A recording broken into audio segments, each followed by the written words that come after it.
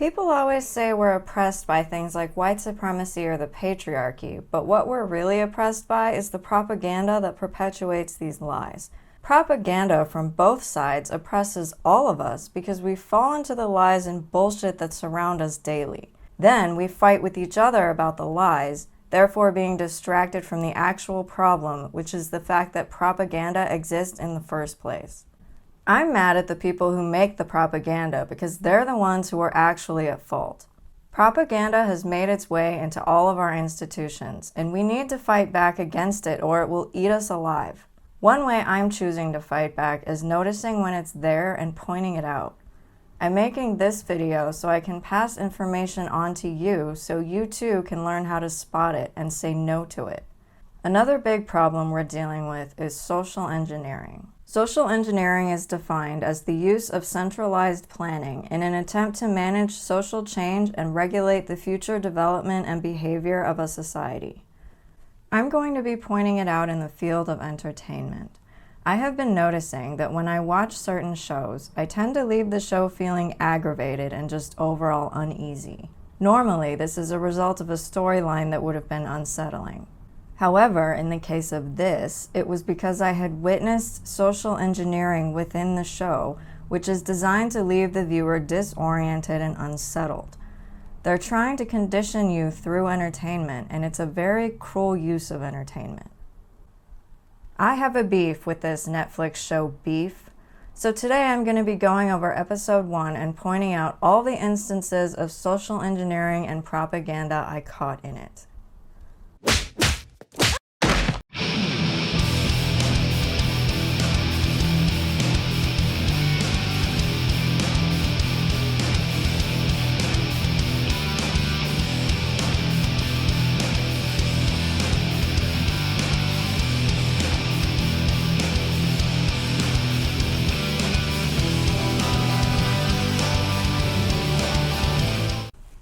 My overall assessment of the show in general is that the two main characters are horrible people who never develop into better people. They don't have personality traits I find particularly endearing, and they have no character development. None of the supporting characters are any better, and everyone in the show consistently makes terrible choices. Episode 1 starts off with the main male character, Danny, standing in line at a department store. The cashier is making small talk with the customer in front of him. When it's Danny's turn to talk to the cashier, he says he wants to return the 900 hibachi grills and carbon monoxide detector he has in his cart. The cashier is annoyed with Danny because this is the third time he has come through the line to buy and return the exact same items. Add on to that, Danny doesn't have a receipt. If any of you have ever worked in retail, you know that when a customer tries to return something without a receipt, a lot of times the store cannot accept the items, and you generally get super irritated with the customer, at least in your head. This is a fairly normal occurrence, but in this show, they are going to turn this incident into a form of social engineering. The show has set up the scene in such a way that they want the viewer to see it as a racist act against Danny because in their eyes, he's the victim we should feel sorry for. Here's how. The customer in front of Danny is a white man, and they show the cashier having a pleasant conversation with him. The customer behind Danny is a white woman who gets annoyed at Danny when he holds up the line because of his difficult return. The show made me feel like they wanted me to think, oh, poor Danny, he's Asian, and all these white people are so mean to him because he's Asian. This is the type of bullshit that social engineering pulls when it manipulates a seemingly innocuous incident and inserts propaganda into it. So when you're watching something, always think about the facts of the scene in terms of what actually happened in the scene. The identity politics wrapper around the scene is usually a form of social engineering. Looking at everything through a lens of race is exactly how normal societies turn into racist ones. Do not let them do this to you. If the show had just wanted to portray Danny being annoying without the racial element to it, they would have put people of different races getting annoyed at him, not just white people. If the show had just wanted to portray Danny's hardships as a person, the cashier would have been shown being nice to a white customer as well as a customer of another race before getting annoyed at Danny. The show also could have shown multiple customers of different races getting mad at Danny instead of it just being a white woman behind him. Basically, putting variety into the actors they hired to put in certain scenes is how you would turn this into a normal scene. Danny goes out to his car after failing to return his items. He is about to leave the store when a car behind him lays on their horn because he almost backed into them. The driver then flips off Danny, which pisses him off, and he decides to chase the other car. At least the meaning behind the title of the show is logical, as the car chase marks the start of Danny's beef with this mystery driver. As Danny is chasing the other driver through a residential area, the camera goes from him in his truck to a pair of white people standing in their yard glaring at him as he drives recklessly through the suburb. This is a subtle form of social engineering, to imply that once again, white people are mean to Danny even when he doesn't know it. It's that whole idea where minorities always think white people are always thinking about how annoying minorities are. But what are the white people really annoyed about? The reckless driving through the suburb because it's dangerous. There's a reason residential areas have slower speed limits. It's because people could be out taking walks or in their yards, and you can't just go speeding by and expect nothing bad to happen.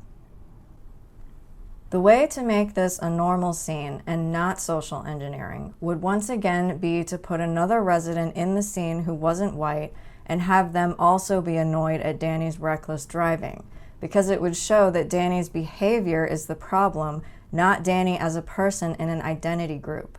Unfortunately for Danny, he is unable to catch the other driver and he has to admit defeat. Danny does manage to catch the other driver's license plate number and commits it to his memory. One thing I noticed about this show is that everything is ugly. The show's title card before every episode has some kind of really ugly drawing on it. All the titles are of ugly ideas, an example being the title of episode 1. The birds don't sing, they screech in pain. Such an ugly way to think about songbirds who sing outside your window in the morning. It's called singing because birds sound melodic when they tweet. But this is the point in the world where we are now, where I have to explain this. I have to explain songbirds outside a window to people. All the characters have ugly personalities and everyone's life is overall ugly. I've watched the entire season of this show, unfortunately, and nothing good ever seems to happen to anyone in the show. No surprise there. I guess that really doesn't matter to me since I hate all the characters, but for the sake of what makes a good show, I thought I'd mention it. A good show would have both good and bad things happen to the people in them. The bad things would help them learn and develop as characters. The good things would give them hope and make them happy. This show seems to perpetually want all their characters to be miserable. The characters in this terrible show just keep making stupid choices, which makes all of their lives uglier and uglier. It's hard to like people who behave this way, and it's also hard to find the point of a show written like this. What is the point of any of this? We are introduced to the main female character, Amy, who pulls into her garage. She is the driver Danny was chasing, and she's frazzled from being chased. Her phone starts blowing up with notifications and alarms and messages, which further stresses her out. Her husband George walks in and asks her what's wrong, so she tells him. But just as she begins to talk about the car chase, George interrupts her with some fluffy, weird hippie bullshit, which is the second reason that made me immediately dislike him. The first reason is that George was the one who asked Amy to tell him what was wrong, prodded her to tell him, convinced her that it was okay to tell him, but then shuts her down immediately as she's trying to talk to him. Quoting from the show, George says, "Before you spiral, I'm going to stop you right there. Take a deep breath. Pause. You got to start focusing on the positive. You know, maybe we should start doing the gratitude journals again." If you're going to ask someone to tell you what is wrong, then don't automatically tell them to shut up. It's hypocritical. Why did you ask them to tell you what was wrong if you didn't actually give a fuck about what they had to say? pretending to care about what someone has to say, then revealing that you don't actually care and disguising it under this fake hippie positivity shit is rude. It's ironic that the writers put in anything about positivity, considering they have written a show entirely about nihilism. The shut up and just be happy kind of positivity is fake. Real positivity comes from truth and hope, which could be why they had to put the fake positivity in, because they don't have any truth or hope in this show. Fake positivity comes from unhappiness, which the writers are abundant in. You're so unhappy that you stuff your feelings down and pretend you're happy. George basically tells Amy to stop talking and not so many words, and that she should stuff her feelings down and just be happy. Great advice. George annoys me even more because he uses that "I'm such a nice guy" voice. But it's all just bullshit. Just because you say something in a nice tone, it doesn't automatically mean your words are good. What you're saying still matters. So if you give bad advice in a nice voice, guess what? It's still bad advice. George and Amy then go into their house, where the camera focuses on a really deformed-looking sculpture sitting on their dining room table. I would equate it to a glittery turd. I don't think it's supposed to be a sculpture of anything because it literally looks like unicorn poop. We find out that George is allegedly an artist, questionable given that the unicorn shit is his creation, and that Amy owns a store. George asks Amy if he could sell his art at her store because it wasn't selling at his art gallery. Gee, I wonder why. Amy gets this look on her face which tells me she doesn't like George's artwork either, yet she reluctantly says yes. It shows that Amy may have some people-pleasing tendencies with George, where she is used to telling him what he wants to hear. Both in this incident and in the garage, where she let George shut her up even though she really wanted to tell him about the car chase. Danny is back at his house. He lives with his brother, and he goes on a monologue about how he's tired of smiling. Funny, since I haven't seen him smile at all this entire episode. Danny's mom calls him and informs him that she and his dad are fighting all the time. So far, all these characters are not ideal. I do not like any of them. After the depressing phone call, Danny goes into his brother Paul's room to find him playing video games. Paul has been investing in cryptocurrency, and Danny is unhappy about it. Danny demands that Paul stop investing, scolding him that it is gambling, and then going so far as to say Paul has to give him all his passwords so that Danny can take control of the cryptocurrency. I felt weird about this because it made me feel like Danny was telling Paul he wasn't allowed to be successful. Paul was investing and making money, and Danny had just come home from a bad day, so I think he was taking out his disappointment on Paul. I also think Danny was a bit jealous that Paul just sat around at home and got to play video games, but was still making a lot of money. Amy's at her store on the phone with a vendor. The vendor asks Amy if she can talk to an owner or someone higher up, and when Amy replies that she is the owner, the vendor hangs up on her. I think this was feminist propaganda. Here's why. I don't know why anyone doing business with a store would hang up on the owner of the store unless the business deal went wrong. The show didn't make it seem like any business deal was happening at the moment, so that's why it made me feel like this was feminist propaganda. When the vendor found out Amy was the owner, they were like, "It's a woman owner, there's no man I can talk to, fuck her," and then hangs up. After Amy's disappointing phone call, an employee, Mia, comes up to her and has a conversation with Amy that ends up with Mia saying something in a random Asian language to Amy, thinking that Amy understands it. This part was social engineering. The show picked a white character and made them say something stupid, hoping the audience would feel bad for Amy. The show failed because this entire interaction just pissed me off, and not for the reasons you may think. I was annoyed for two reasons. The first one was the social engineering part, which was to make white people look like stupid, brainless morons who think all Asians speak multiple languages. No. Actually, plenty of white people know that some Asians don't speak any language other than English. We know that people have personalities that are separate from their race. Some of us look at everyone as Americans, even if you have Asian heritage. The writers are the ones who cannot divorce race from a person, and they're projecting that onto white people as a group. And that pisses me off. Stop it! The second reason this interaction annoys me is that it shouldn't be assumed that Amy speaks a different language just because she has Asian heritage. That's being racist against Amy because her face looks a certain way. I don't like racism against anyone, and when it actually happens, it pisses me off. I also do not like imagined racism, which is what happened with Danny in the cashier line. So that's why I will also be pissed at that. It might confuse some of you, because some of you may think the imagined racism is actual racism, but it's not. And I'm tired of the mental gymnastics I have to go through explaining the differences between everything. But I'll still do it because it's a fucking problem in America. Okay, moving on. Mia was annoying, and I do not like her either.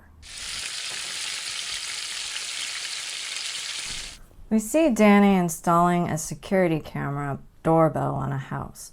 Once Danny's done, he and the customer talk a little bit, and then Danny asks his customer if he has anyone else that Danny can do work for. Danny's customer replies that all his friends already have handymen, and Danny gets offended. Danny says, "contractor," with an undertone of annoyance. The customer asks Danny if he has any referrals for tree trimmers, and Danny offers to do it, but the customer pretends not to hear Danny's offer. Eventually, Danny and his customer come to an agreement about the price for tree trimming, and the customer goes back inside. As Danny is cleaning up his tools, he overhears the customer's wife through the doorbell he just installed, asking the customer why he hasn't fired Danny yet because he's so annoying. The customer agrees with his wife about Danny being annoying. I agree too, Danny is annoying. This whole show is annoying, and I'm only 13 minutes into the episode. This is another social engineering scene. Danny's customer is white, and the show made it seem like Danny's customer didn't think that the Asian guy had enough skills to be called a contractor, or be qualified to trim his trees. Then, with the customer's wife and the customer both agreeing that Danny is annoying, the show is trying to make me feel bad for Danny again based on his race, but it fails. What actually happened in the scene was that it's implied that the customer just doesn't like the work Danny does for him. He's actually just not happy with the services rendered. It has nothing to do with Danny being Asian. But the show wants to push us in that direction. This wouldn't be social engineering if Danny had a second customer who wasn't white, who was also unhappy with his services, and who also found him annoying. The writers make me feel like they're painting all white people as either stupid or mean. In the cashier scene with Danny, white people were mean to him, and in the scene with Amy, white people said stupid things to her. Amy comes home to George and her mother-in-law Fumi, who are talking in the dining room. Fumi was trying to encourage June, George and Amy's daughter, with her artwork when she knows it isn't really good. She then tells June that her art is perfect, just like you. This is horrible advice to give to a child. That may sound ironic or wrong to you, but the reason is that if you tell a child they are perfect, they will not think they need to improve, and you're teaching them to reject any form of criticism they may get as they are growing up because they've been told they're perfect. And then you end up with the society we have today where you have entitled young people or even old people who were taught this way screaming on TikTok about how everyone should bow down to them because they're perfect. I'm not saying Fumi had to tell June her artwork was crap, but what I am saying is that Fumi could have told June in a more productive manner things she could improve on to motivate June to change some of the aspects of her art that weren't as good. That's how you improve.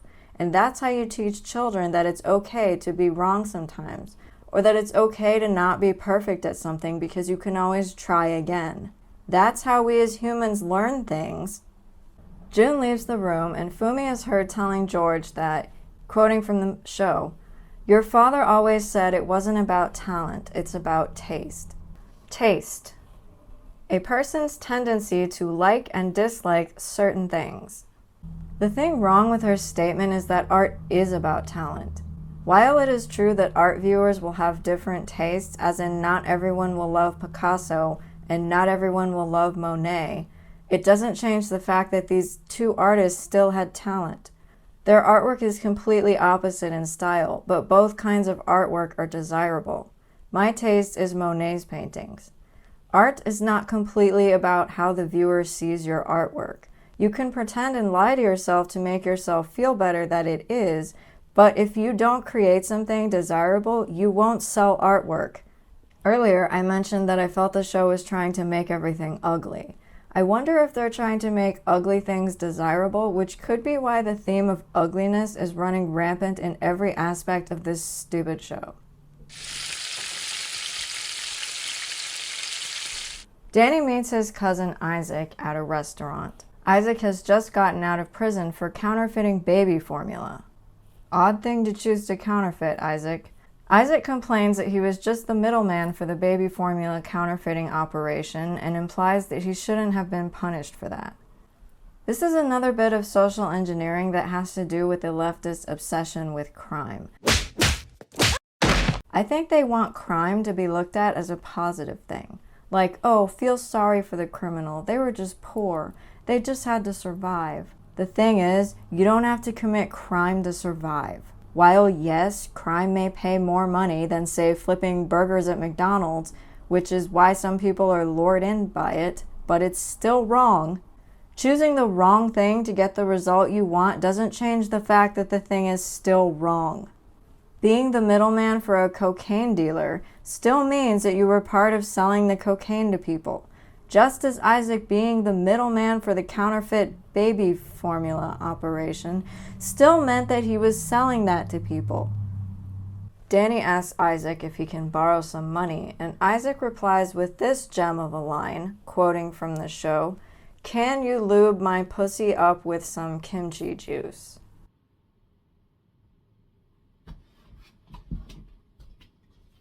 Okay, now that I've thrown up,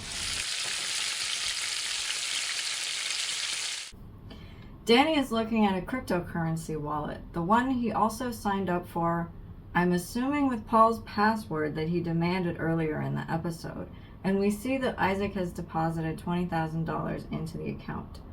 So Paul can't have cryptocurrency, but Danny can? A perfect example of hypocrisy for no other reason than jealousy and Danny wanting to push Paul away from success. What an asshole. See, Danny is annoying.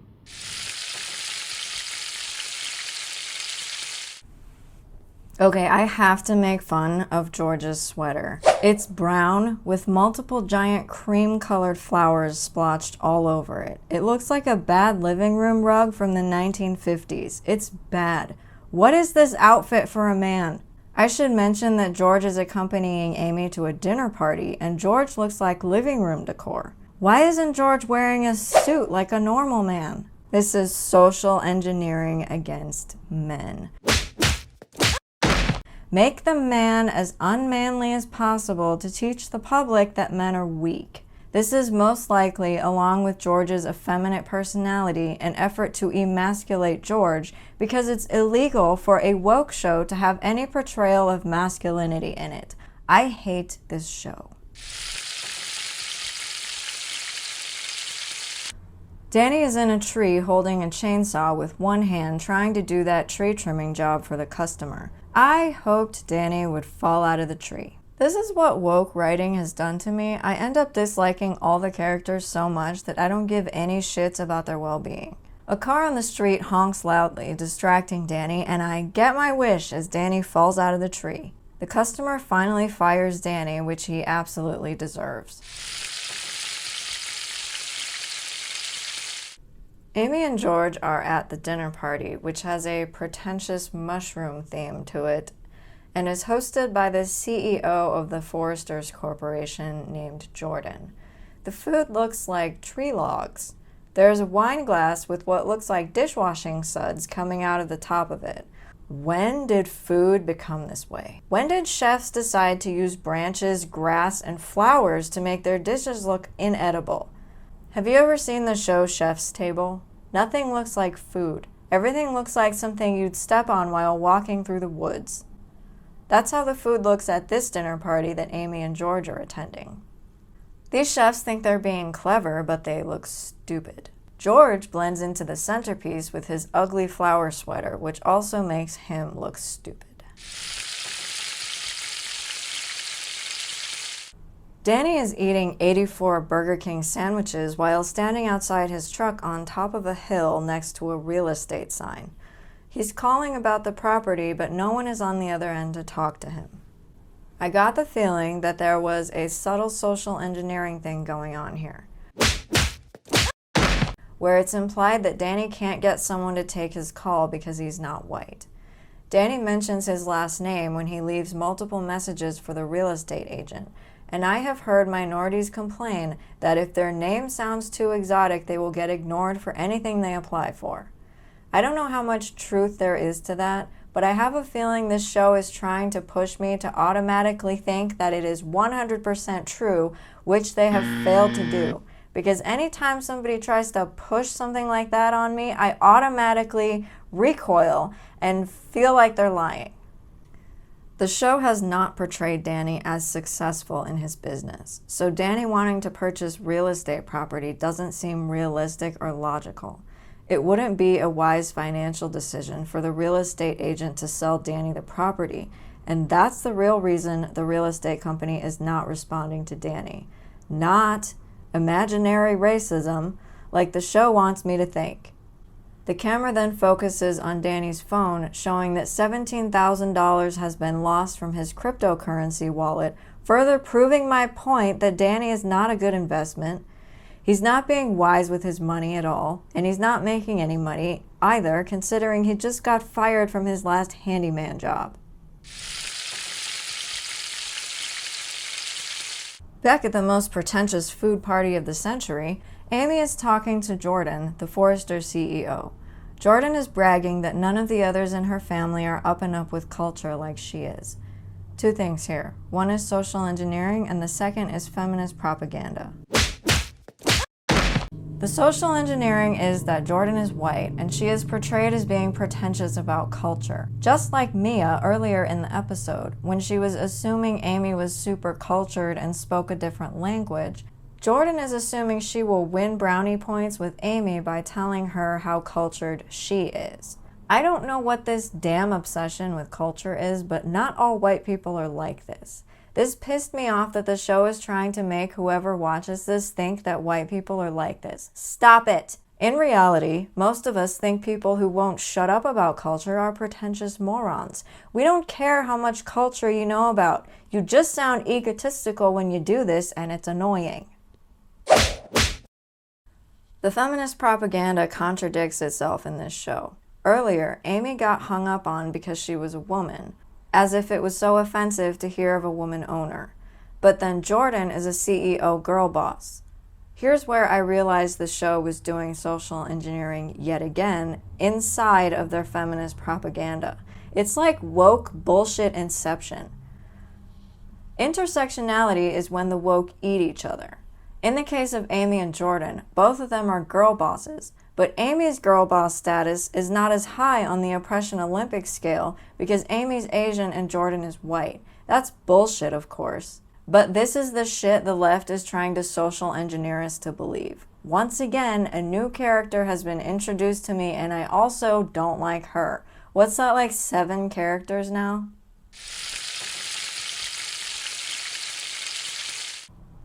Amy tries to open the family safe and realizes she doesn't know the combination. She hears June scream and goes to investigate. June has had a nightmare and Amy tells her a story. However, Amy doesn't tell her a story that comforts her daughter. She just rambles that she wishes she could go back to the day when June was born because she wasn't going through life pretending and faking it for the world.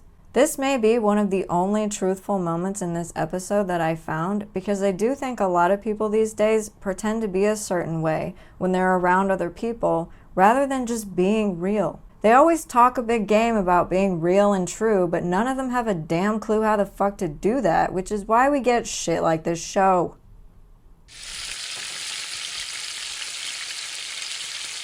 Danny has turned on all the hibachi grills he tried to return in the beginning of the episode and is sitting in the middle of the room with the grills encircling him. He has a website open with a page that reads, "What is the least painful way to kill yourself?" After a few minutes, he changes his mind and turns off all the grills. He then finds the receipt for the grills. Then he does a reverse search for the license plate on the car that honked at him. The next morning, Amy asks George why the save combination has been changed. He tells her that she knows why. George leaves and Amy goes to the bedroom to do some research on what the new combination could be, finding out that it is Fumi's birthday. She opens the safe, revealing their pistol. She puts the magazine in the gun, sits down, and starts caressing herself all over her body with the gun while pulling the trigger.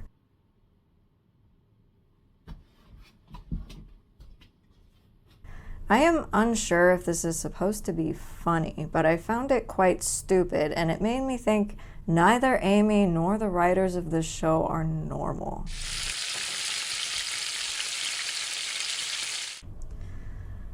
Danny's research has resulted in him finding Amy's address, so as Amy is trying to fuck her gun, she hears the doorbell ring. She goes downstairs to her front door, and Danny tells her that he is a contractor in order to gain access to her house. She lets him in, and eventually Danny asks to see her garage. Amy thinks it's because he wants to analyze the garage for remodeling purposes, so she agrees. But what Danny is really doing is trying to see what car is in Amy's garage to verify if that's the car.